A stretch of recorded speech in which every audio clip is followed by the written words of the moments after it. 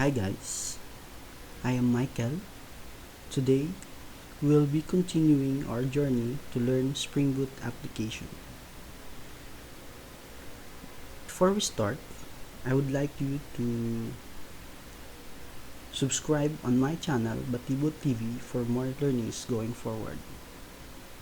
In our previous videos,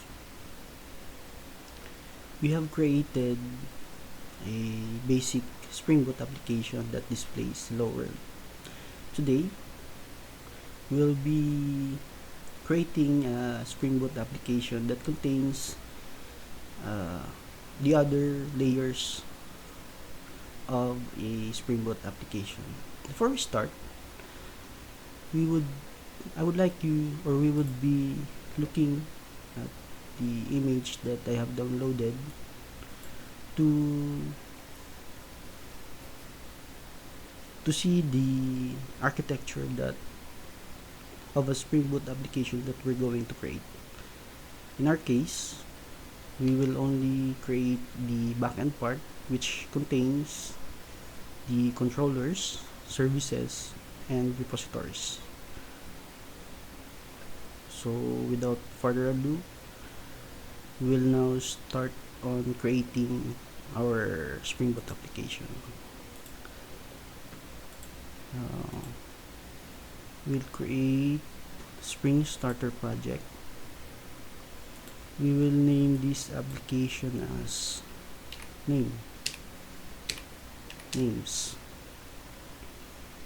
We will use the same group and naming convention for our demo. And then next, we will add the same libraries from before, and then we click finish.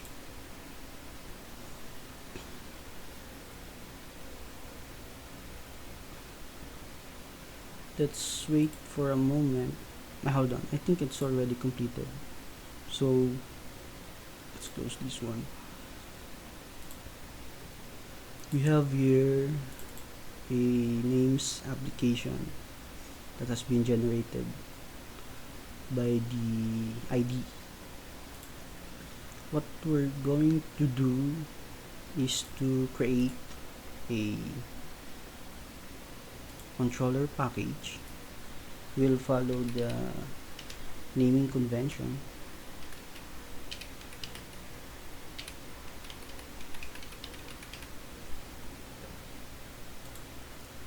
So this is for the controller. We'll create another one.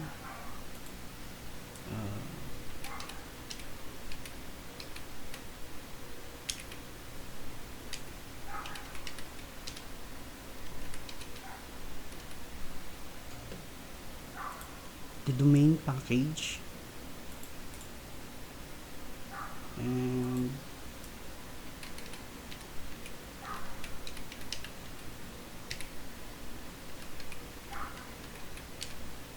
the service package, and the last one is the repository.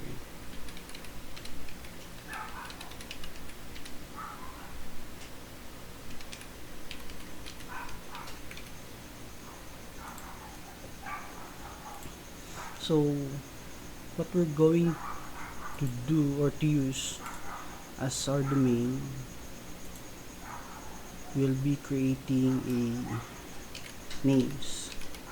So names, we will create a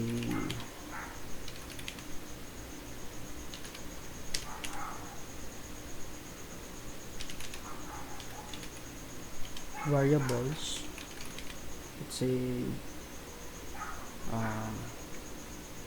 first name,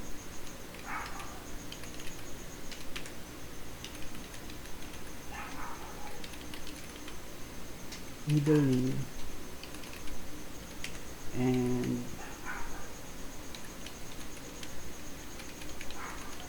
last name. So these are the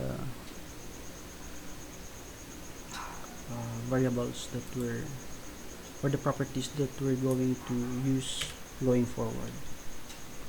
We have to add the data annotation to create the setters and getters for our variables. Once it's done, is in the left side of the IDE, on the right side, you can see that the setters and getters are already being generated. It was generated the moment we added this annotation from Lombok. So for our domain, I think it's all good. And for the controller, we'll be creating a class and we will name it as names controller.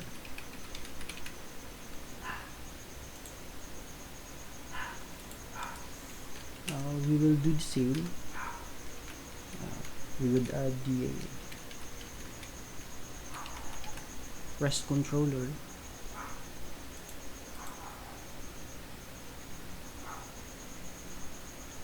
to connect to our front end. By the way, we can also use controller, but however, controller is only used in Spring MVC. The same function to connect to the front end. In our case, we're using the REST controller to indicate a RESTful service. So what we're doing is a REST service.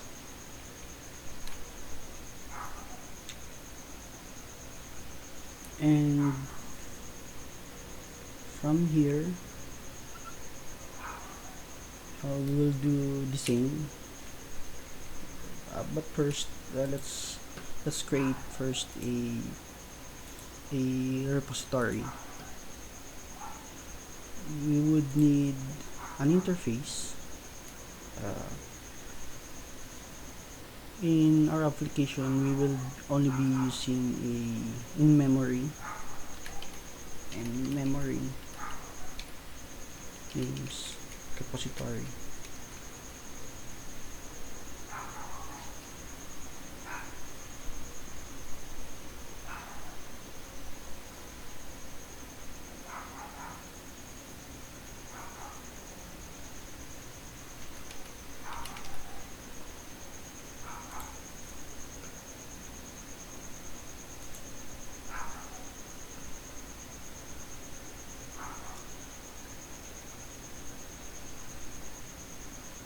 Sorry, we should be,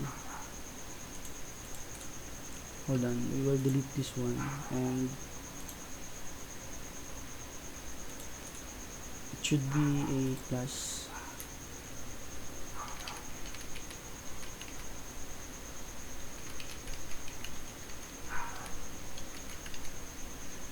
There you go. We have to add an annotation here, repository, to indicate that this class is a storage or a repository. In our case, what we're going to do is we will be using a list to store our records.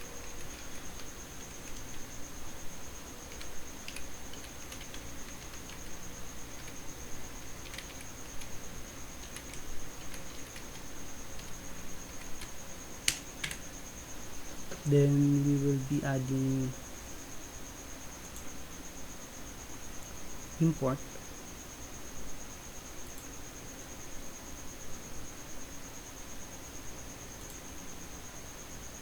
There you go. Hold on, I think this one hasn't been. There you go. Then we would create a constructor.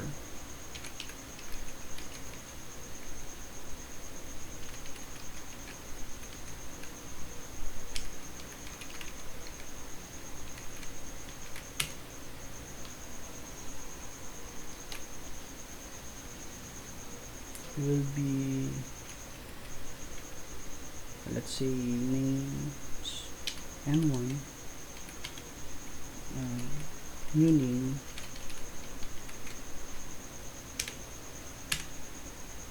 names,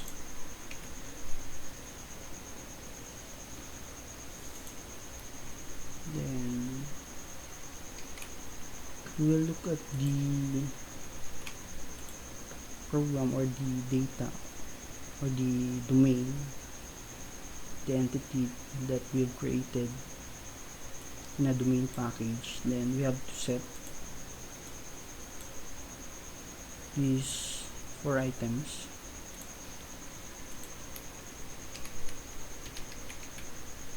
First we have to set the ID, so we would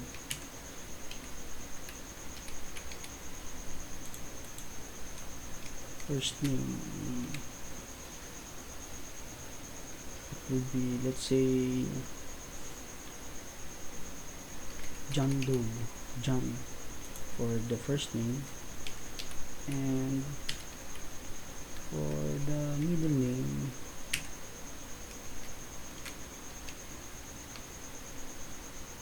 let's say I'll use Joe for middle name, then N1 for the last name. So we have now a one name. We will need to create another one. Let's create a record, 2 records, and we'll replace this N2, and let's name this as Jane Doe.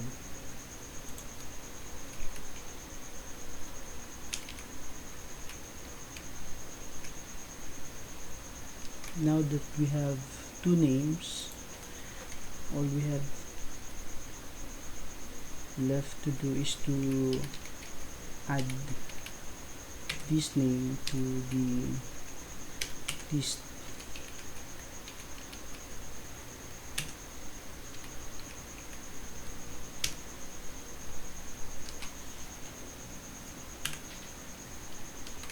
And we will be creating another method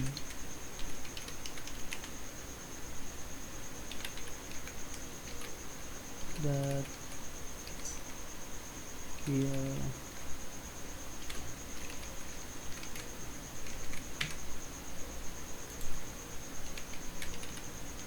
will get all names, so we'll be returning names.